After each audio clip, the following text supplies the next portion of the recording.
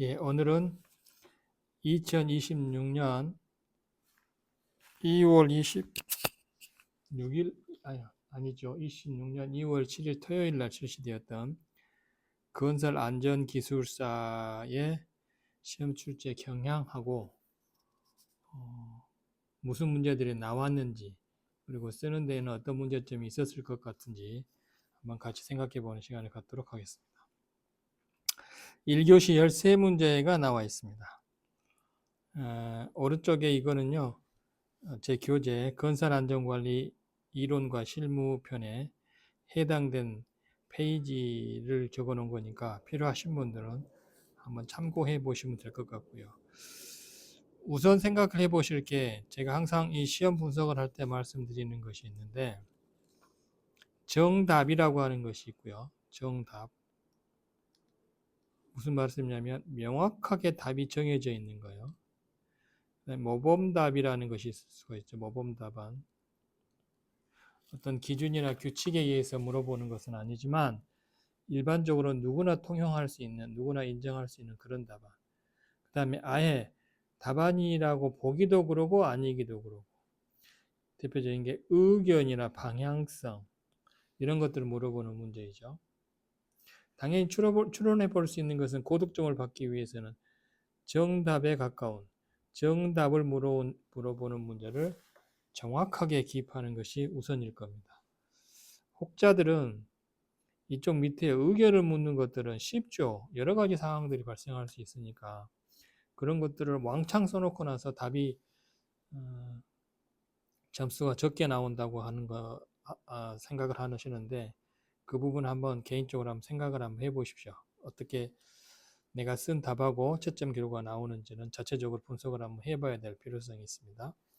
자, 그럼 우선 1교시 문제부터 봐보도록 하겠습니다. 우선 처음 나온 문제에 대해서 한번 알아보겠습니다. 처음 나온 문제라고 하면 대부분이 쓸 수 없었을 것이라고 생각되는 부분입니다. 2번 문제입니다. 2번. 제임스 리슨의 불완전 행동 유형 4가지라고 하는 것에 대해서 쓰라고 나와 있습니다. 이건 아마도 쓰기 힘들 겁니다. 우리가 흔히 말하는 불완전 행동 미소, 상습 미소, 그렇게 여기도 하셨을 건데 그게 아닙니다. 그게 아닌 상황이고. 그 다음에 두 번째로 처음 나왔던 것은 8번 문제입니다. 이 문제도 거의 손을 못 댔을 것 같고요. 그 다음에 13번 문제도 그럴 것 같습니다. 그러면 13문제 중에서 10개를 써야 되는데 일단 3개가 탈락돼 버렸으니까 나머지 10개는 이제 어거지로 써야 될 상황이고요. 이 중에서 정답에 가까운 답은 뭘까요? 3번이지 않겠습니까? 이거는 3번이라고 하는 이야기는 안전관리자 선임 기준을 쓰라고 하는 건데, 이거는 또 누구나 다 썼을 것 같고요. 어쨌든 3번일 것 같고요. 5번이죠. 5번. 안전보건 규칙에 나와 있는 것 중에서 잠함공사에 대해서 쓰라고 했습니다. 이것도 쉽지는 않습니다. 잠함공사가 그동안 출제된 경우가 거의 없었기 때문에 무슨 말인지는 알겠지만 어떻게 방향을 잡아서 써야 될 건지는 중구난방이었을 수도 있습니다. 그 다음에 11번. 이것도 정답이 있는 문제라고 저는 분류를 합니다. 이동식 비계 조립할 때의 준수사항에 대한 이야기들. 이 정도 문제가 그렇고 여기 9번이 빠졌네요. 9번. 갱폼. 그렇죠? 그럼 여기서 유추해 볼 수 있는 것이 11번은 다 썼을 것 같고요. 다 쓴다는 이야기는 잘 써야 한다는 이야기죠. 9번도 다 썼을 것 같고요. 그 다음에 3번도 다 썼을 것 같습니다. 이 정도는 썼을 것 같은데 그 나머지가 이제 문제가 되겠죠. 보호구 정의에 대해서요. 하도 오래간만에 이건 너무 기본적인 거라서 간단하게 생각할지 모르겠습니다만은 보호구 정의 어렵지 않습니다. 와이어로프 완전성 어렵지 않죠. 이거를 못 쓰겠다고 하면은 공부를 좀 더 다시 해야 될 분들입니다. 그 다음에 설계 안전성 검토 보고, 설계 안전 보건대장과 설계 안전성 검토, 이것도 구분을 좀 하셔야 되는데, 주 용도가 뭔지, 어떤 차이가 있는지에 대해서 단순히 절차만 나야 될 것이 아니라 그걸 구분하셔야 되는데 얼마나 개념을 잡고 있는지 모르겠습니다. 그 나머지는 이제 표준 관입시험, 이거는 관리직에 계신 분들은 뭐 전혀 선택이 힘들었을 것 같고, 그렇죠? TBM, 이건 안전관리자 쪽에서 계신 분들이 조금 더 유리했을 것 같고, 해체 작업 시 공해 저감 대책이라고 하는 거, 이거는 뭐 일반적인 사항을 쓰시면 될 것 같아요. 이렇게 정리를 할 수가 있을 것 같습니다. 그래서 1교시 문제로만 봐서는 결코 쉽지 않은 문제이다, 그렇게 생각되고요. 2교시 문제 봐보겠습니다. 2교시 문제도 정답이 있는 문제입니다. 정답이 있습니다. 자체 심사, 유해이염 방지 계획서의 작성 내용에 대해 쓰라고 했으면 다 썼을 것 같은데 뒤에 꼬리가 붙었습니다. 이게요. 이게 또 오랜만에 나오는 거라서 얼마나 준비가 됐는지 모르겠습니다. 그 다음에 5번이요. 화재 감시다 배치 기준. 이거는 다 썼을 것 같습니다. 화재 감시다 배치 기준. 두 개가 정확하게 규정상, 법령상 나와 있는 것을 쓰라고 하는 이야기고, 정답이 없는 문제는 하나 골라볼까요? 정답이 없다는 건 누구나 쓸 수 있다는 겁니다. 4번 문제입니다. 이게 참 어렵습니다. 불감증이 발생하는 원인과 대책인데 원인을 어떻게 잡을 것인가에 따라서 천차만별입니다. 그래서 이런 문제는 쉬운 것 같지만 쉽지 않은 문제가 될 것 같다 하는 이야기고, 그 다음에 2번 외국 근로자에 대한 안전관리 대책이요. 안전관리 대책. 이것도 정답이 있을 수가 없죠. 정답 자체가 없다는 이야기가 아니고요. 출제자의 의도가 뭔지를 맞추기 어렵다는 이야기입니다. 그게 정답이 없다는 겁니다. 2번. 그 다음에 6번도 그렇습니다. 6번도 그렇습니다. 3번 정도가 많이 써봤던 것들, 많이 써봤던 모범 답안 정도로 접근할 수 있는 겁니다. 그렇게 보면 2교시 문제에도 그렇게 고득점을 받을 만한 답을 쓸 사람이 몇 분이나 계실지 의심스럽습니다. 3번 문제입니다. 3번 문제에서도 1번 문제는 다 쓰셨고 정답이 있을 수 있죠. 지침에 의해서 나와 있는 거기 때문에 그렇습니다. 그 다음에 사실은 2번 문제도요. 정답이 있다고 봐야 되는데 건축물 등의 해체 작업 시 붕괴 예방을 위한 사전 조사 및 작업 계획서 내용을 쓰시오. 이거는 뭐냐면 안전보건 규칙, 산업안전보건 기준에 관한 규칙이요. 안전보건 규칙 제 38조에 나와 있는 내용입니다.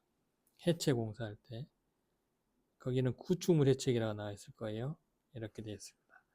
그래서 앞으로 이 안전보건규칙 38조에 타워크랙이라든가 골착공사에 대한 사전조사나 작업계획서 내용이 있습니다. 이거는 반드시 암기하셔야 됩니다. 기술사 준비해서 뿐만이 아니라 중대재해처벌법 대비를 위해서도 이 내용은 반드시 알아둬야 될 사항입니다.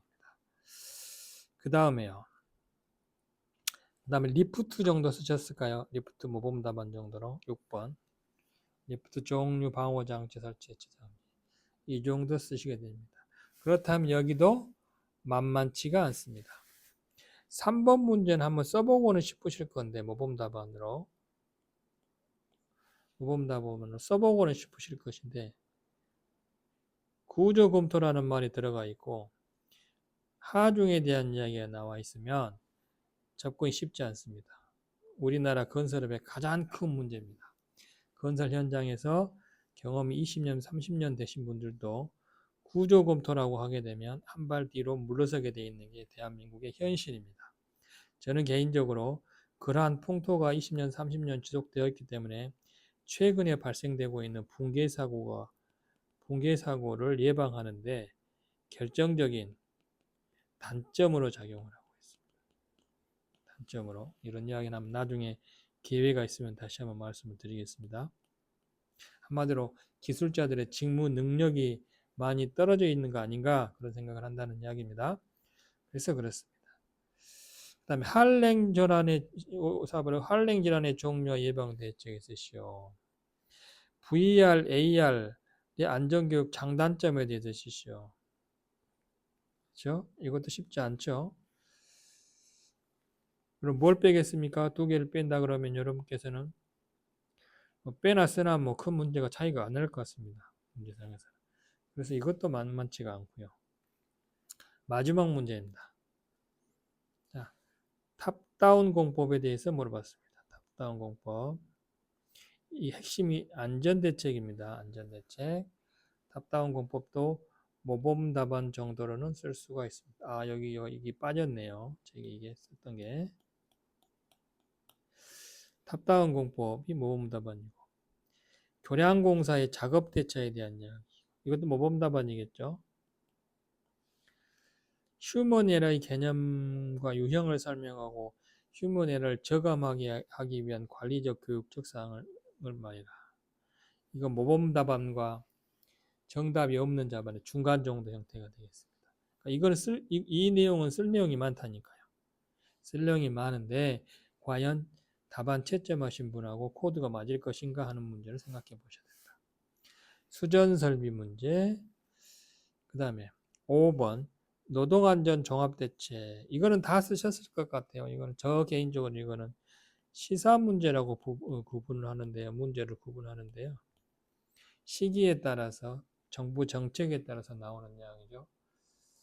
근데 이러저런 내용을 쓰는 것보다 핵심은 세 가지죠. 노동자한테 주어지는 권한, 권리 보장. 첫 번째가 알 권리. 두 번째가 참여할 권리. 알 권리, 참여할 권리. 그 다음에 하나가 뭡니까? 피할 권리를 주겠다. 누구한테요? 노동자한테 주겠다. 이 세 가지가 핵심 사항이고, 그 다음에 업주들에서 요구하던 핵심 사항은 뭐냐면 공사비에 대한 확보, 공사기간에 대한 보장. 이거지 이거. 결론을 따지면. 공사비에 대한 보장과 공사기간에 대한 보장. 근로자한테는 알 권리, 참여할 권리, 피할 권리. 이 내용에 대해서 각각 설명을 붙이면 훌륭한 답이 될 것 같습니다. 이것도 거의 모범 답안이 있다고 봐야겠죠. 왜냐하면 정부에서 발표한 정책이니까 정확하게 25년 9월 15일 날 발표된 거니까요. 여기도 나와 있는 25년 9월 19일입니다. 9월 19일 날 발표된 것 중에 핵심 키워드만 따서 공부를 했다면 고득점을 받으실 수가 있을 것 같고. 포장공사 중에 사고. 이거는 포장공사 중에 사고나 건설 기계 장비 사고나 그렇죠. 건설 장비에 대한 사고나 사고 유형은 대동소이합니다.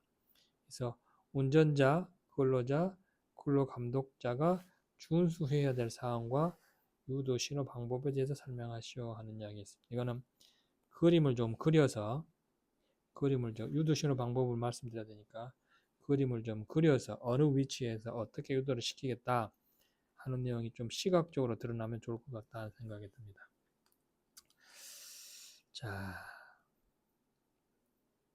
4번 임시 수전 설비를 잘 쓰셨는가 모르겠습니다. 이거요. 전기 부분이라서요. 이동식 전기기구 사용 시 유해 위험 요인. 누전이죠. 누전. 가설 전선. 누전. 이 부분이에요. 접지 부분. 이런 것들이 되겠죠. 그래서 그렇게 방향 설정을 해서 잡으셨으면 사실은 이거는 누구한테 유리하고 불리하고 하는 시험은 아닌 것 같습니다. 개인적으로. 제가 봐서는 운 좋은 사람이 합격하게 되어 있습니다. 그래서 무슨 말씀이요? 내가 쓴 답안이 어느 정도 틀을 갖추고 그 내용이 채점자하고 코드가 맞게 되면 합격하는 건데 개인적으로는 합격률이 그렇게 높을 것 같지는 않습니다. 그렇죠? 수고하셨습니다. 마치겠습니다.